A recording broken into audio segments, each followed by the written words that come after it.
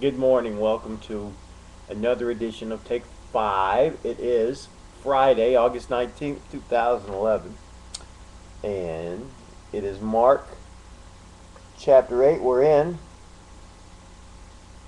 verse 11. The Pharisees came and began to argue with him, seeking from him a sign from heaven to test him. And he sighed deeply in his spirit and said, "Why does this generation seek a sign? Truly I say to you, no sign will be given to this generation." And he left them, got into the boat again, and went to the other side. Now, that's a passage that for me is very difficult to understand because, well, first of all, let's deal with the stuff that's easy to understand. The Pharisees, and remember, whenever you see Pharisees, think religious, prideful leaders, and we've got them today too. They're trying to test Jesus, and they say, hey, give us a sign. And Jesus has just fed 4,000 people. He's fed 5,000 people. He's walked on water. He's healed people. He's cast out demons. He's done all these things, and they're saying, "Give us a sign." Like, you haven't done enough. It's not enough. And it says he sighed deeply in his spirit. And I think, you got to think about how God feels sometimes. God feels things. Jesus represents God. Whenever you see Jesus, just think this is the representation of God, and He is God. So God, I think, gets a little discouraged, a little sad when He's worked in your life over and over and over and over again, and you come to Him and you say, "Give me more." Like the Britney Spears song, "Give me more, give me more, give me more." It's not enough. No matter what He's done for you, you're saying, "It's not enough. It's not good enough. I need to see more."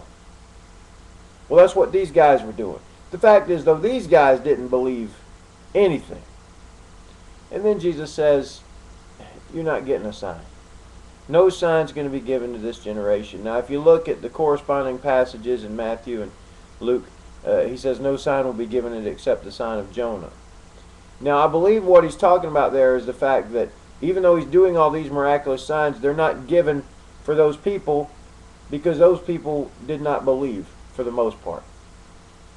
But some did. So that little phraseology for me is very difficult to understand.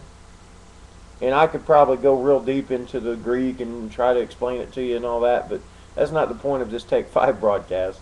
So I'll just say it's difficult to understand. But the fact is, He didn't purposely try to give them signs because they wouldn't believe anyway. He was doing signs for the people that actually could believe and had faith and were open to the idea of Him being the Son of God. And frankly, it was very few people.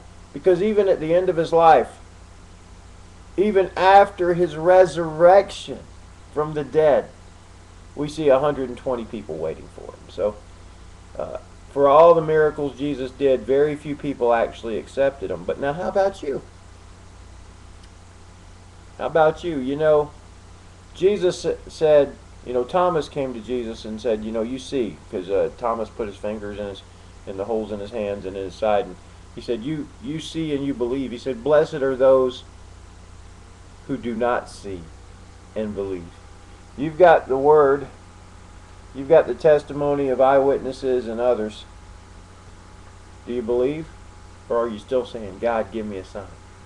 He's worked so many times in your life. Do you trust that He's taking care of you? Like we talked about yesterday, He's worked in your life before, and He'll do the same thing again, maybe the exact same way. Do you trust that? Or are you still saying, "God, can you give me a sign"? He's not going to do it. Okay? He's already done everything He needs to do. He's not going to give you a sign so you'll believe in Him. You should have already believed in Him. Alright. Anyway. We'll come back tomorrow for the next edition of Take 5. Having some technical issues there. Thank you for staying with me. Come back tomorrow for the next edition of Take 5.